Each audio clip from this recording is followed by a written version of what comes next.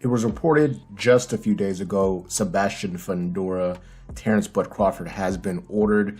I've seen some varying opinions on this in this video. I'm going to break down what's up with PBC, what's up with Bud Crawford, that potential bout, and what I would like to see happen next with Errol Spence Jr. This is your boy JG. This is the Punch Report. Let's just get into it. So, as most of you know by now, it's been ordered, 30 days to negotiate. Terence Bud Crawford, Sebastian Fundora for the WBC, WBO, 154-pound titles. The order comes by way of the WBO. However, it's already been largely rumored that this fight, despite being ordered, may not take place. And we have to understand the nature and the mechanics of boxing. If you order a fight, it doesn't mean it's going to happen. There are always going to be options for the individual who's operating from the belt holding perspective, that being Sebastian Fundora, and the fact that Terence Bud Crawford does have the rights to, and dibs, being the super champion coming up from 47, formerly undisputed, now staking his claim at 154 for that belt by way of order.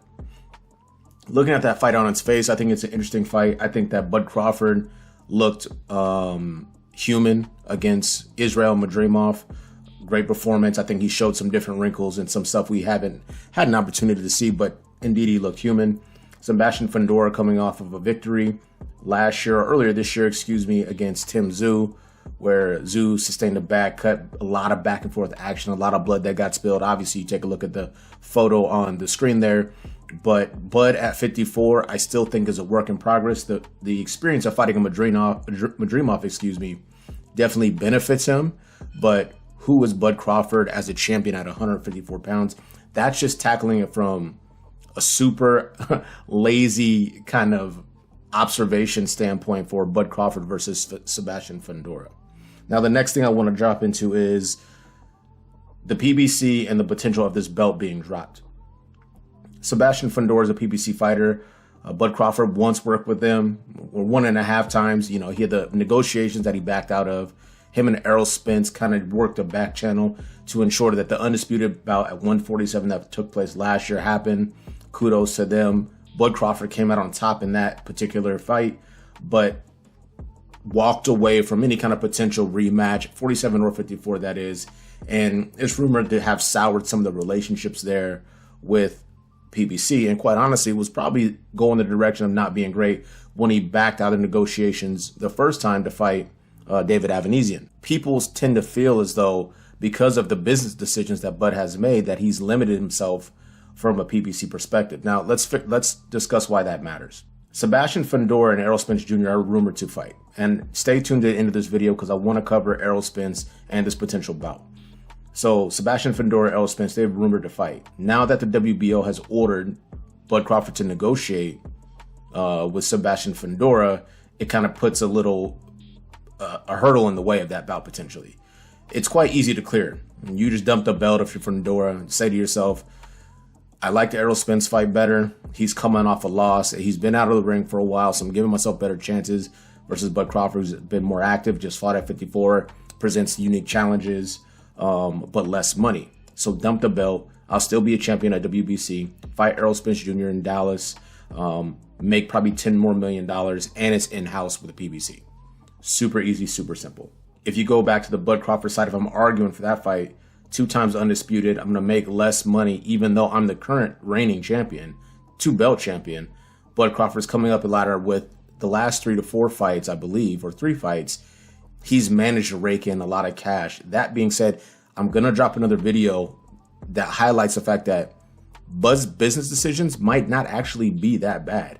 We might not like the perspective in the video, but I assure you, it's on purpose and he's guising it as something else. So stay tuned for that video. But as I was mentioning before, you're looking at the 2-time undisputed coming up the ladder, an opportunity to put a real feather in your cap of your Fundora if you take the fight against Bud Crawford. But the business has to make sense. He would make less money, taking a big risk against a high-skilled guy, despite being 37, pushing 40 years of age, being a guy that's widely regarded, that being Bud Crawford, is, if not number 1 pound for pound, 1, 2, or 3 pound for pound in the world. So that was a lot of information in a short period of time, but I think you generally get the message. Fundora will have options. Bud Crawford will have to sort out, if he decides to dump the belt, what he does next. So regardless if he has to fight for the belt that's vacant or if he gets the belt or not, what are his options moving forward? Now, I'm going to let the cat out of the bag a little bit for this next video. Bud Crawford has managed to put himself in a position to get paid a lot of money from the likes of a BLK Prime and working with Turki Al-Sheikh in Riyadh season for fights that no one wants.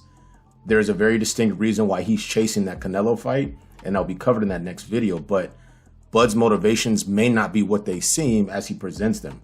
I want to show a chance to be great. I want to up my legacy. I want all legacy fights. I don't know if that's really true from a Bud Crawford perspective, and I'm not talking shit about him. You got to check out that video.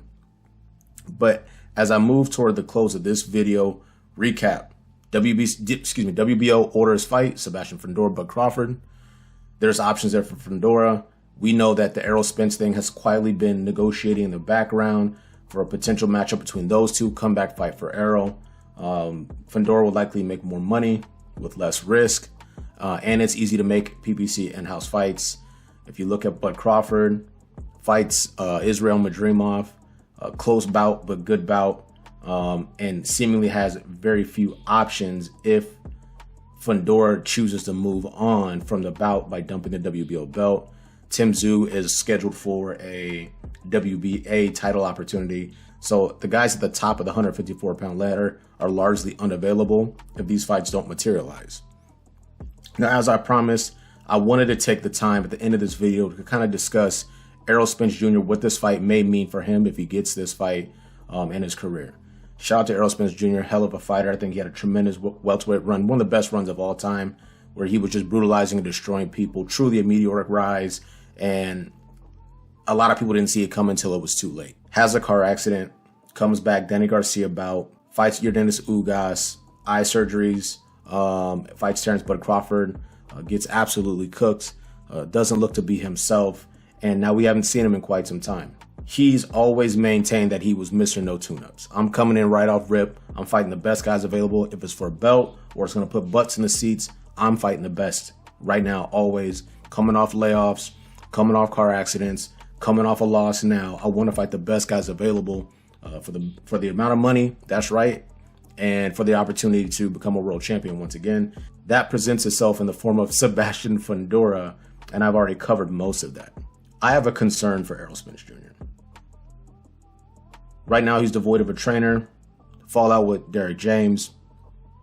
Looked bad against Bud Crawford and has shown signs that he may be slowing down a bit, whether it's just general or it's because of the damage his body has been through from the car accident, really 2 car accidents and various surgeries, the inability to keep up at the highest level when it comes to the application of pugilism. Fundora, I think, is a guy that's very beatable. We've already seen him get knocked out brutally by Brian Mendoza. And Tim Tszyu, in my opinion, was well on his way to victory, but the cut just made things very difficult. Fundora is definitely a guy who's there to be hit, but if he starts to live behind that jab, which he did a much better job against Tim Tszyu, and I've been critical of that in past bouts, you got a guy that's 19 feet tall that won't use his jab. It's craziness.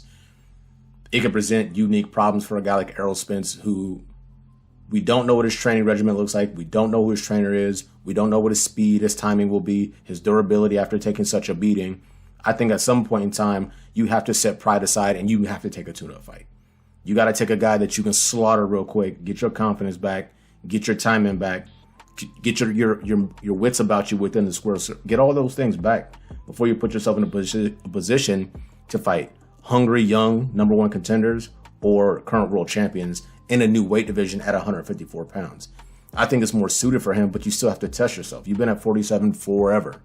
Moving up to 54 and fighting a champion right away sounds exciting and great. And it's a fight that's easy to make because it's in-house with PBC, depending on what Fundora does with that belt.